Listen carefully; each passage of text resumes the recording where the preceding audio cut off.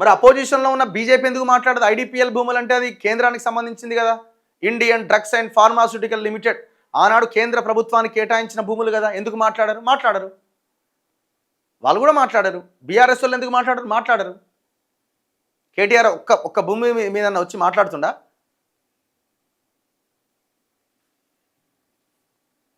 మాట్లాడని వాళ్ళంతా దొంగలే. కొంతమంది ఏమో నటిస్తుంటారు, మాట్లాడుతున్నాం అన్నట్టుగా నటిస్తుంటారు. ఈ ఎంక్వైరీ ఏడి దాకా వస్తుందో చూద్దాం. ఇక అసలు ఈ భూములు ఎట్లొచ్చినాయి ఏంటి అన్నది కూడా మనం లెక్క తేల్చాల్సిన అవసరం ఉంది. ఇప్పుడు దీన్ని ఇంకొకటి, ఎక్కడైతే ఈ రియల్ ఎస్టేట్ కంపెనీలు కబ్జా చేసినాయో దాని మీద ఫస్ట్ ఎంక్వైరీ చేయకుండా మొత్తం భూముల మీద ఎంక్వైరీ అంటే మీరు ఎప్పుడు చేయాలా? ఫస్ట్ మీరు ఈ 210/2, 210/3, 210/4 ఈ 3 సర్వే నెంబర్లలో ఉన్న ఈ వివాదాస్పద భూమి మీద మీరు విచారణ చేయండి ఫస్ట్. దాని తర్వాత మొత్తం భూముల జోలికి వెళ్ళండి.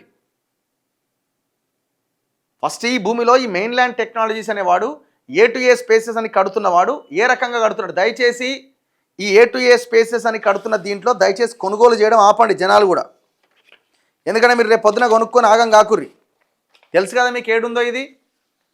మనం బాల్నగర్ డీమార్ట్ ఐడియా ఉంది కదా, బాల్నగర్ డీమార్ట్కి యూతలో లెఫ్ట్కి వెళ్తాం. బాల్నగర్ డీమార్ట్ రాకముందే జస్ట్ లెఫ్ట్ సైడ్లో ఉంటుంది. మీరు ఒకవేళ డబ్బులు కట్టిన ఈ A2A స్పేసెస్ వీళ్ళ దగ్గర దయచేసి తీసుకునే ప్రయత్నం చేయండి. మళ్ళీ ఎవరు కూడా అటువైపు తొంగి చూడకండి కొనుగోలు చేయడానికి. ఎందుకంటే రేపు ఏదన్నా జరగవచ్చు.